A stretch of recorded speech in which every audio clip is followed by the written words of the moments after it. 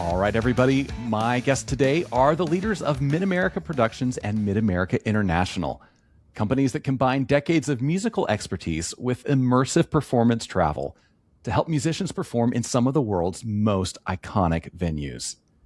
James Redcay is the organization's CEO, and Stephanie Tiboris, daughter of late founder Peter Tiboris, serves as his senior advisor. James and Stephanie, welcome to the podcast. Brian, thank you for having us.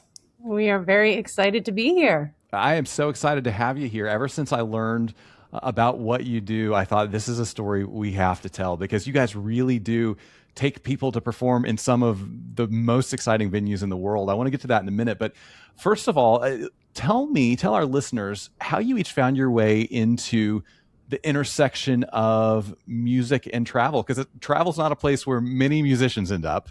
Music's not a place that many travel experts end up. So you guys live in this beautiful intersection. Stephanie, let's start with you, because I know some of this goes back to your family history, right? Yes. So, I always say I am MidAmerica's longest running employee. It is a 43-year-old company, and I am 43 years old. All right. So it is safe to say that I do not know a life without MidAmerica Productions. So it is a great honor for me to be here. And something that is very unique about our organization is really that marriage that my late father was able to facilitate between being an extraordinary musician, but also offering this incredible performance opportunity to musicians from all over the country and the world. And in recent years, we've expanded to MidAm International, which allows us to perform in incredible venues in London and Paris and Sweden and Reykjavik. And so, I have a long history with MidAmerica Productions, a very wonderful and warm history. And like I said, it is truly my honor to be here, carrying on my father's tremendous legacy, and sharing this great responsibility that we have of this travel experience. And sometimes it's people's first ever trip, sometimes their first flight, international, their first stamp in their passport. So it's truly an honor for us to be a part of that. Yeah, that's beautiful. James, you came to this from the music side, right? That's right. And Brian, again, thanks for having us both. I grew up as a classical pianist, and really for most of my young life, that was the trajectory that I was on. Really, I thought, I'm going to be sort of a conservatory trained classical concert pianist, traveling the world and having that kind of life. And, later on in my teens, I developed a great love of composition and theory. And that dictated where basically how my studies went at New York University in New York City, where I went for music theory and composition studies and piano performance. But it's interesting, my career took quite a circuitous route in that I ended up spending actually a number of years of my life living overseas in Asia, where I not only taught music and worked with students in a variety of different disciplines, but ended up again in just sort of a network building circuitous route, managing arts and entertainment programs and building them with large organizations.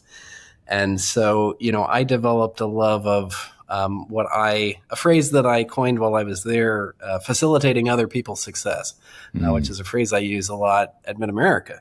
But a phrase really that revolved around seeing other people prosper and be able to achieve their dreams and their visions. And so, I found that managing and building teams and building organizations was something that was very rewarding to me personally. And, coming back to the United States, getting to meet Steph's father, Peter, and work with him day in and day out, really, for about 10 years of my life. That was just a great marriage between the musical world and, of course, our professional business world that we're in. Yeah, that's excellent. So I think a lot of people are listening and saying, okay, I know what these guys do. They do performance tours. They take bands or choirs and, like dozens of other tour companies take bands and choirs and, maybe they do the Orlando circuit or they do the, Myrtle Beach circuit or Washington, D.C. circuit. That's not really what you guys focus on. So Steph, give us a look at what makes your performance tours and experiences different from what a lot of people are probably picturing in their minds. So, the main thing that sets, I think, what we do apart from, the hundreds of other companies that do what we do is our focus is always the music. And we take the responsibility of bringing amateur musicians on the stage of Carnegie Hall and around the world very, very seriously. Wow. And I think that, things like we hire a professional orchestra that performs with our groups, and the actual experience that we provide, while it is, a vacation in a sense, people see Broadway shows and we do tours and we, the focus is always the music. And we take that responsibility when you're singing in the most famous concert halls in the world and we're giving this incredible opportunity, we take it very seriously. It's not just not to say that we are an elitist organization. We very much want people to feel welcome, but there's a very serious undertone of what we do. Would you agree, James? Yeah, and I would think, Brian, just adding to that, we are, we like to say we're a company of musicians and for musicians. Everyone in the company, except for a few folks in finance, are all classical musicians by trade and education. Many of us have been teachers for many years, and so we know what it means and what it takes to be here. And we like to see, folks have an opportunity that they cannot have in either at home, very easily, certainly, and or in other certain circumstances. I mean, being in New York and performing at Carnegie Hall, also to a full public audience. And these aren't just folks that are attached in some way, shape, or form to the ensembles. These are members of the public from, one of the biggest cities in the world, one of the arts capitals of the world. They're coming to see them perform.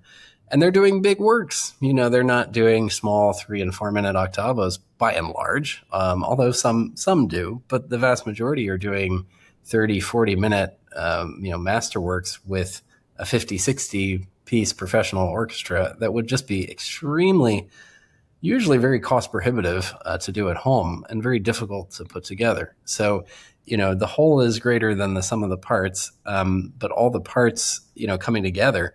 And just for an example, a few weeks ago, we did a Duraflay Requiem at Carnegie Hall that we realized that the company had not produced one in 19 years. Wow. And, we had over 200 singers that were part of it. The singers came extremely well prepared. The orchestra, obviously that's a difficult thing for the orchestra to do, but the orchestra loved doing it because it is so difficult, of course. And it was just a fantastic performance. That does not happen every day. And while I wish it happened everywhere around the country every day, it's difficult to make happen. So those kind of experiences are things that the company really excels in producing and offering for folks. Yeah, that's legendary. I mean, Carnegie Hall, in itself, that's a legendary name in music. So the opportunity for a young and serious musician to get to perform there has to be just thrilling. And it's got to be thrilling for you to watch that. I mean, how many times have you been in there? And I'm sure it still just means the world to you, right? I can count over 140 concerts that I've been a part of through the company and been at the hall for. And well, this is really truly a testament to Peter and what he accomplished. But I can tell you, Brian, I've been with the company 11 years. And this used to happen to me once every year or two, but it now happens to me about once every month or two. I get someone who calls me and says, I was a student back in 1993 and I sang John Rutter's Requiem with John Rutter. And now I'm a teacher and now I want my students to have that opportunity. Or they direct a community choir or church choir, you name it. But that's an incredible legacy to be a part of. Yeah, for sure. So, Stephanie, your dad was a musician and started the company. And you told me before that much of its early success came from really decades-long relationships that he had in New York and in other places. Tell us a little bit of that story, how you guys were able to leverage that and how you continue to leverage the relationships that you have as musicians that, non-musicians may just not be able to tap into the way you guys do. It really started with, I remember being very, very little. And one of the favorite games I used to play with my father is I would ask him a specific city and he would tell me the area code. And he could say, I could say Wichita, Kansas, or I could say, Beaumont, Montana. And he would know because he sat at a folding table in the house I grew up in and dialed and dialed and dialed from a landline. Wow. And was relentless in his pursuit of sharing this. He brought a group of people when he was a college professor in Louisiana, where I was born, to perform at Carnegie Hall, and kind of looked around and said, well, why couldn't I do this? And so that's where it really started. And he moved his young family to New York, and he sat at a card table and just relentlessly dialed and made these relationships.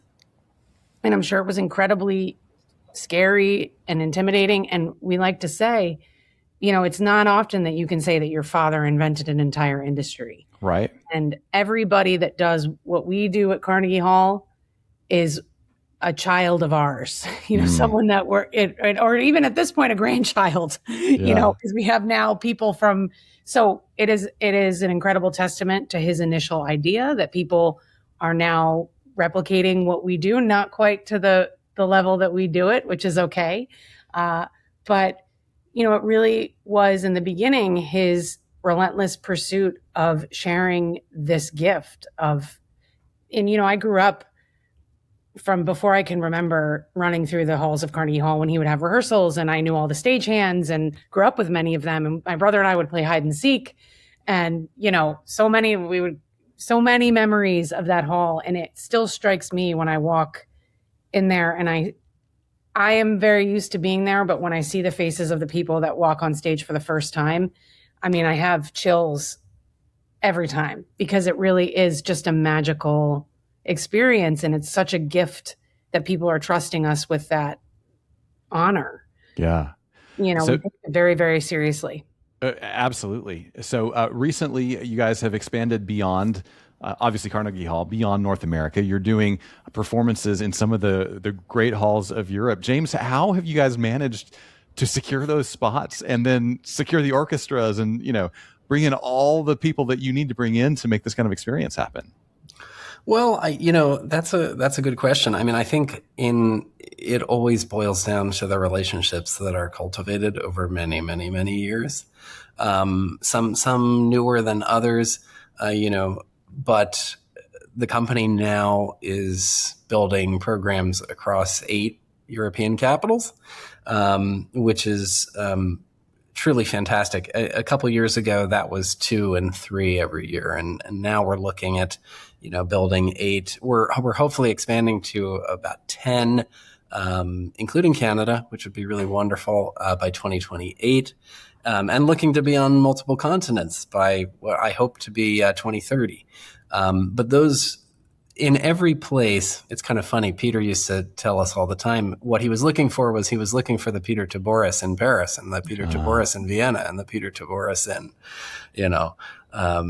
Athens, But you need folks on the ground in 2 areas. You need folks that are travel agents who obviously know the lay of the land and know hotels and cultural tours and all of that. But then you need, even more importantly, you need the musical context.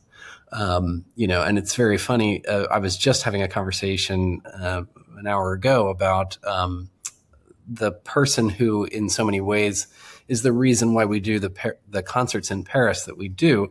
A man by the name of Francis Bardot, who started arguably the greatest, if not one of the greatest, youth choirs in Paris, a long-time Parisian, and was a dear friend of Peter's, but who, because of his many years of work in Paris, was able to see us do concerts in places like La Madeleine, which is the national church of France. It actually was Fauré's church, Saint-Saëns church, Gounod's church. And we actually just, our international team came back a few weeks ago from doing an incredible performance of Fauré's Requiem, along with Lauridsen's Lux Aeterna in La Madeleine. The orchestra that we use obviously comes from those connections, and these are all incredibly professional players that we work with. We're very excited about next year doing the company's first ever tour to Barcelona. Wow. In Spain. And as part of that, we actually are doing a concert in the Palau de la Música, wow. One of the greatest concert halls in the world. One of the few concert halls that was ever built for a resident choir, the Orfeo Català. Now, in talking about doing Barcelona with John Rutter, who was a longtime collaborator, longtime friend to Peter, and a longtime friend to MidAmerica, John and I were talking about this hall. And of course, he was able to connect me with the artistic director of the hall, which led to meetings and then in-person meetings in Spain, and to help secure the company a concert there in June of 2027. Now, reciprocally, I have asked John to conduct that concert. So we are building it as we speak every day, and it will include some Spanish premieres of John's music. And it's going to be just another one for the history books, I think. But those relationships are just key, because you can't go there and do it on your own, just knocking on the door and entering in. You have to have folks that help you and collaborate with you and work with you. Yeah. I think a big part of it too was my father's international conducting career. So he traveled a tremendous amount. He had a home in Europe, a home in Greece. So he was just like here, sitting at a tray table and dialing in Europe, building this foundation of relationships that now we are able to use. And a lot of, I'm stepping into this, when my father passed away, I stepped into the company. I hadn't worked with them on and off throughout the years, but now much more closely. And seeing, developing a new residency and seeing the work that the team puts in. I've traveled to some of these places, and we're doing, meeting with people and checking out rehearsal spaces and hotels. And, it's not because of as I keep saying, the seriousness of this responsibility. We really put a lot of time and work into making sure the travel experience goes as smoothly as possible. Yeah. So you guys are in this really interesting position where you have a fairly specific audience. I mean, it's not every high school band or choir in the country that's going to do the work of prepping difficult pieces before they go, and all these things are involved. So many operators would say, well, I want to appeal to as many people as possible. You guys have kind of said, we know who we serve. It's a very specific group, and still it's growing. So how has that specific focus allowed you to grow and scale the way you're growing? Well, I will say, we would, I think, Brian, any teacher would naturally want to be able to spread as much opportunity that betters folks and gives them an education along the way. And, I should back up by saying, I always tell people, this is the truth. Whenever I play a concert myself, I try to come at it from the most perfectionist sort of, perspective, as a pianist. That's how you're trained to operate, and that's how you operate. But what we do is, it's so much more than that. And you're bringing together choirs from, one performance at Carnegie Hall could have choirs that hail from Texas, Mississippi, Missouri, Georgia, Florida, and Alaska. And we've had choirs from all 50 states over the years. I remember 11 years ago when I started with the company and thinking to myself, how exactly does this work? And in all truth and in all fairness, what's the quality? How can this work? And the reality is, whether they're performing in Barcelona or in Paris or in Vienna, or in Salzburg. We actually just did the company's first ever concerts in the Salzburg Cathedral a few weeks ago. And you're about 20 feet from where Mozart played the organ for services. So it's amazing. A little intimidating. Yeah. But, in all of these places, and especially in Carnegie Hall, I can actually tell you I have never seen a performance that we've done, 140 concerts, that's probably about 500 programs, that I didn't think deserved to be there. And there's something about these spaces that allows everyone, no matter where they're coming from and at whatever skill level they're coming from, to have a transformative, educational, artistic experience. So, we try to be very careful about also how we prefer to be inclusive as opposed to be exclusive. And we would rather see folks have opportunities for their students and for their choristers, because we know that that's how we keep getting those calls from folks 20 years later telling us they're coming back, and having that opportunity be exponential, as we go. So, I think we try very hard to do that as much as we can. Yeah. I think another part of that is that the core foundation of what we do has not changed. We know what we do it very well. And it's not to say that there isn't room for growth and opportunity. We are expanding in Europe, but we're keeping the foundation of what we do the same thing that my dad developed 43 years ago. An incredible music opportunity, professionalism, travel.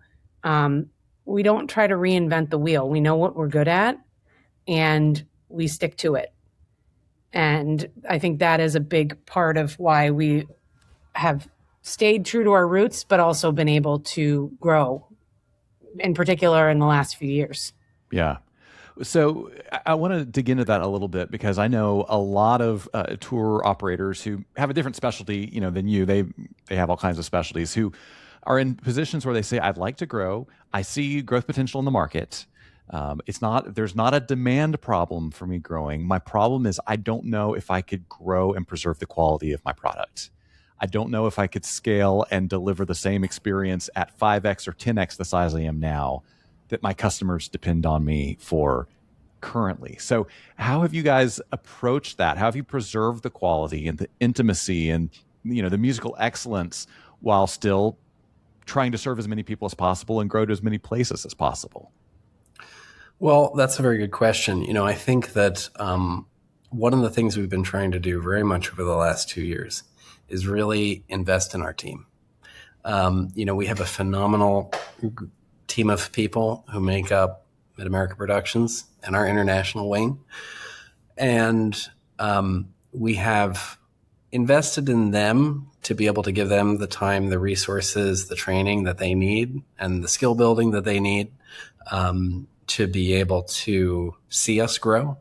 One of the things we pride ourselves in the last 2 years is our turnover rate, which has basically been zero. We haven't had anybody leave the company in 2 years.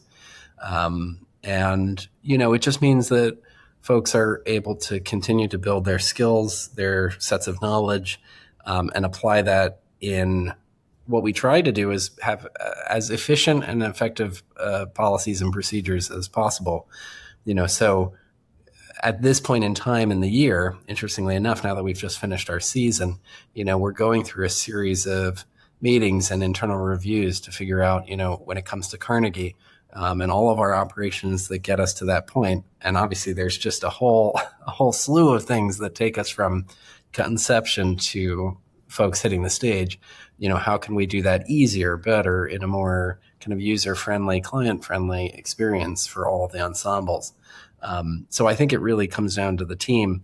I will say in the last 2 years, we've brought on, I would say, one full-time person and made a couple folks from part-time to full-time. But we've been able to have our biggest Carnegie season in 18 years, which included 4 more concerts than the year before it. Wow. It was 21 concerts in the hall this year. And we did, the same number of international programs year on year. But next year, that number is looking to double. Wow. So, those are good problems. We know that we have to build out the team a little bit, but, we have a dedicated team that is there for that purpose. So, I think by and large, we're not at a point where we think, we think a couple extra folks and a couple extra hands on deck would be helpful, but we're still able to preserve the quality of what we do because of the team that we have. Yeah, that's really good. A big part of it, is my father was a big risk taker, and he was fearless when it came to trying. And it's, James and I are more measured. But no one will ever be him. And acknowledge the first thing to do is acknowledge that and admire his fearlessness. I mean, he would try anything. And I think that entrepreneurship is what inspires us to try, but also have the ability, if there's a residency that isn't working, to say that's okay, that this is not the year for it, or, we're going to try again next year, or there's just not the interest.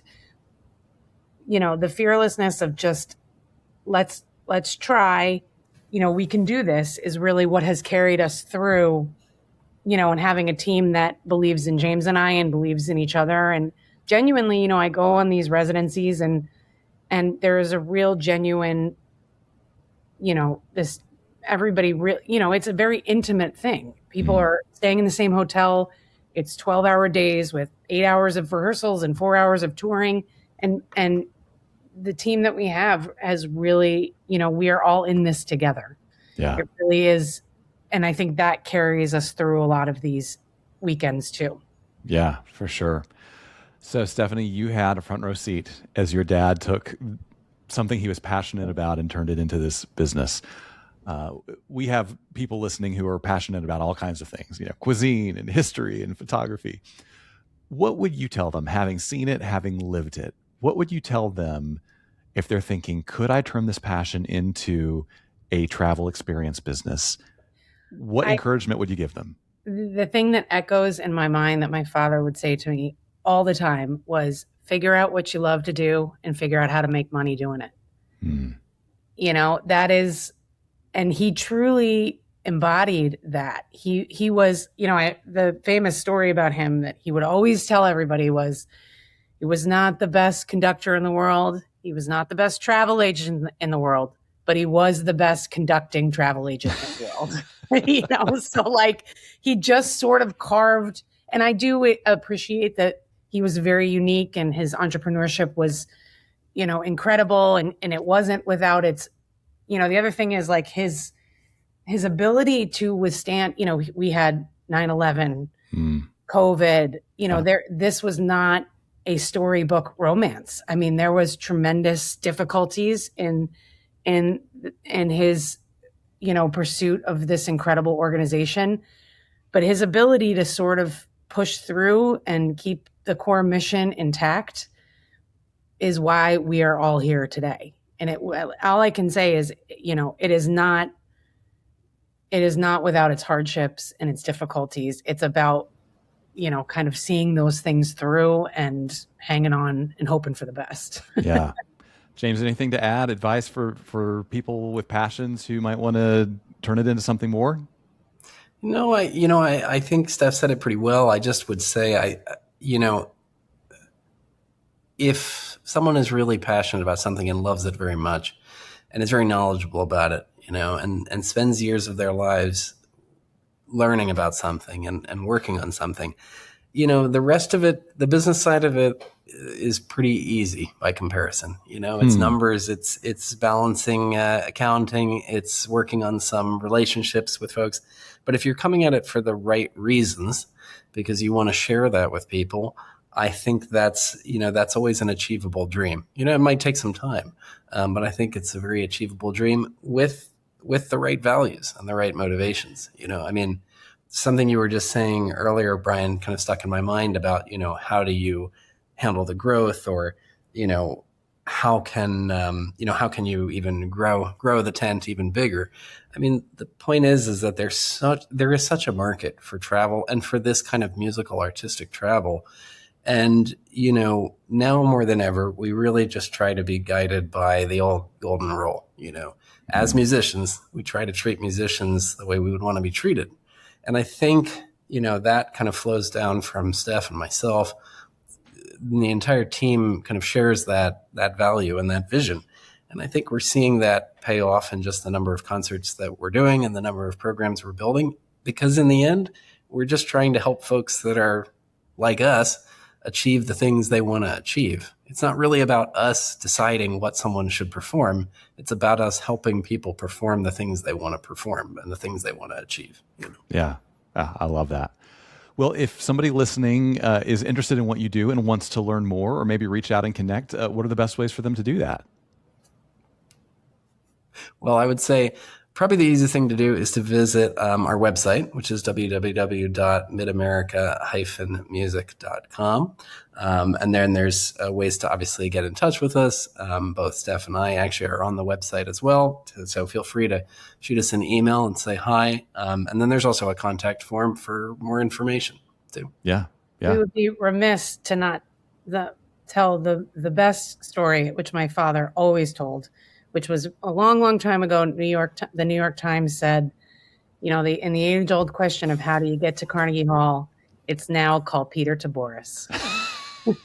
So we're here and we're ready and we're very excited, for your audience to hear what we do. And, it's a really wonderful experience and we'd be honored for everyone to get to experience it with us. Yeah, absolutely. We'll put your website in the show notes so people can find you easily. Now, before I let you go, we have some questions we ask everybody. They're just for fun, so no pressure. Just you can answer off the top of your head, and we'll take turns on it. So, when you book travel, Stephanie, do you book a window seat or an aisle seat? Aisle. Yeah, you have a reason? I need to be able to get up, really unencumbered. I feel you. What about you, James? Actually, the exact same answer for that. Yeah, we travel usually a lot aisle together too. Yeah, that, and it could be something about being getting into that middle age where being able to get up becomes really important, right? Yeah. I can't crawl over people like I used to. I feel that. Yeah. So, James, we'll start with you on this next one. What is one thing in your carry-on that you wouldn't travel without? I would always say a good book. I usually have a good book with me just to get me. I don't watch so many movies on planes for some reason anymore. I usually just find myself reading. So, yeah, I'm with you more and more. What about you, Stephanie? I always have my headphones. I'm a big podcaster. Love to listen to my podcasts and headphones and hydration spray. Yeah, ooh, that's a good one. My age. So I don't even know what a hydration spray is. Well, you should next time you travel. It really just refreshes you. After a long flight.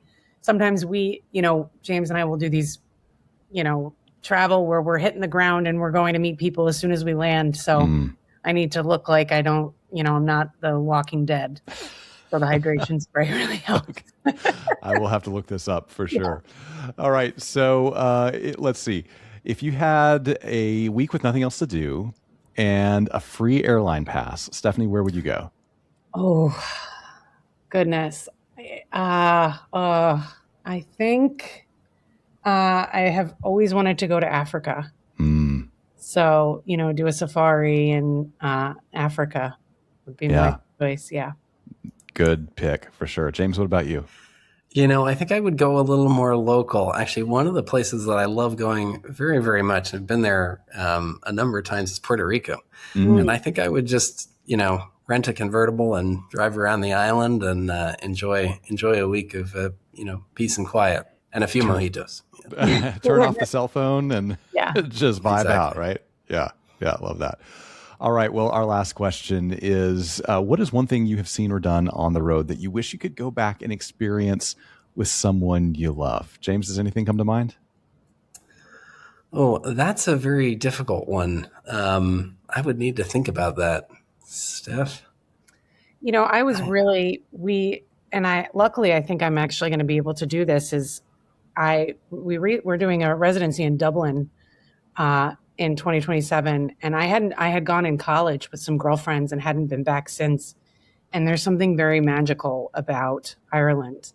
And the minute we landed, I felt a kinship to the country. And I'm not a lick of Irish, not a single sliver, but really felt like it was a very special and spiritual place and felt a real connection there. So I'm hoping that my husband and children can join me there in June of 2027. If everybody can survive the flight, we have said, never know. Yes. But yes, I would love for them to see the magic that I felt there.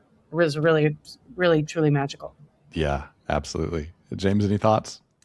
Well, I mean, I would just say, as Steph was speaking, I have 2 young sons myself, 1 and 3, almost 2 and 3.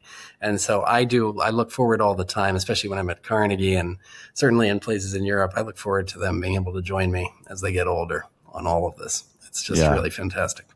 You have so much to look forward to, and we will forgive a little lapse in your thought processes here and there because you've got very young kids and you're in the hard days, my friend, but they're beautiful days for sure. Thank you. Yeah. All right. Well, this has been excellent. James, Stephanie, thanks so much for joining me today. Thank you for having us. It was our pleasure. Thank you, Brian. Hey, thanks so much for joining us for this interview. I want to let you know that conversations like this are just part of what you will hear if you tune into a full episode of the Gather and Go podcast. When you listen, you'll get travel news you may not hear anywhere else, along with some really helpful road tips, some smart analysis, and maybe even a hot take from me about issues that are impacting travel right now.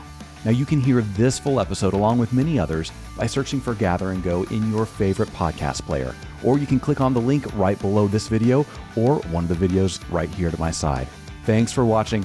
We'll see you again soon.